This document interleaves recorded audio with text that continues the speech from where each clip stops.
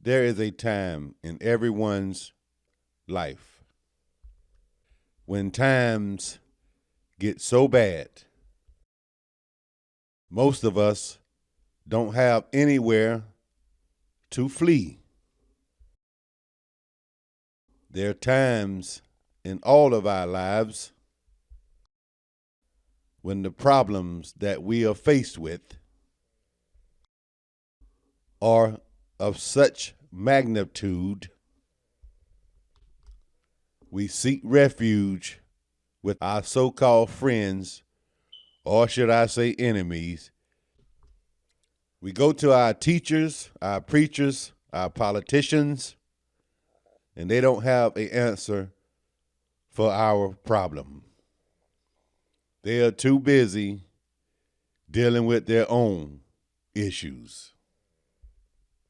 And then when we are at our wits' end, knowing not where we will turn for refuge, it is then when we often remember the supreme universe. Some call it God, some call it Allah, some call it Jehovah. All of these names is the root word for the universe. As we know, the universe is the one that gives us oxygen to breathe, sand, land to walk on, and water to drink. This is what comprise everything that we are needed to survive. Such a time is upon us right now. There is no place for us to flee in times like this. We must seek refuge to our Creator, the universe that has kept us and maintained us, but we have ignored the universe for a false mystery God, false politicians, false teachings, false prophets. We have ignored our creation that gave us this beautiful universe. We must seek refuge and return and honor and worship the universe.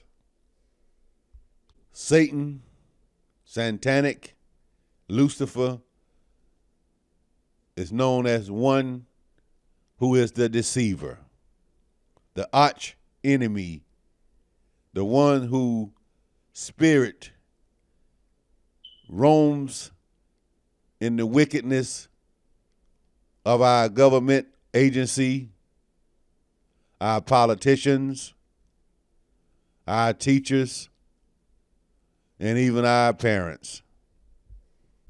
A curse that has been driven and drawn from the universe away from the creation. If you are open for deception, then your enemy will welcome you with open arms, whom in a second or a minute can open up your mind with a suggestion that will indeed turn your life from the path of the creation. Remember, my people, what is embedded, or should I say deposited in us, is a navigational system. Our mind, our eyes is our GPS. Our five senses is our GPS. The spirit is located within the mind, the eyes, the ears, the nose, and the mouth. So what kind of power does this satanic government agency and all of its demons possess, that we found ourselves seeking refuge from these ones? Therefore, we must seek refuge at the dawn. The dawn comes at the darkest hour of the night. The stars will warn you that daybreak is about to break. Dawn is not the actual daybreak. Dawn is light mixed with darkness. The creation who makes the affirmation of the daybreak after a long, dark night of trials and tribulations and wickedness and all types of wickedness going on in the dark. We long to see the light of a new day. Just as there are joy in the morning after a night of obscurity, foolishness, and filth, we should all want to seek refuge in the creation of the dawn, to seek refuge in the light of the day, to root out all of the darkness in your life. My brothers and sisters, we must seek refuge in the light that the creation have given us, called the dawn of the day. We should seek refuge in the creative light of the dawn of the day. As we are approaching a period of great darkness that our ancestors faced, we are facing the same darkness.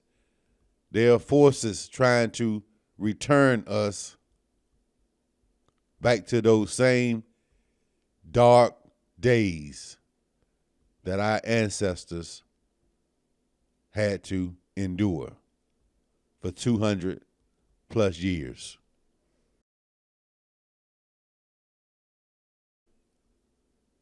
This government agencies and all of its demons are walking and ruling with sick minds.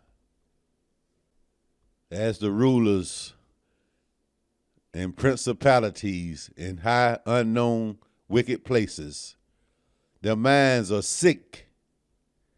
These are sick individuals.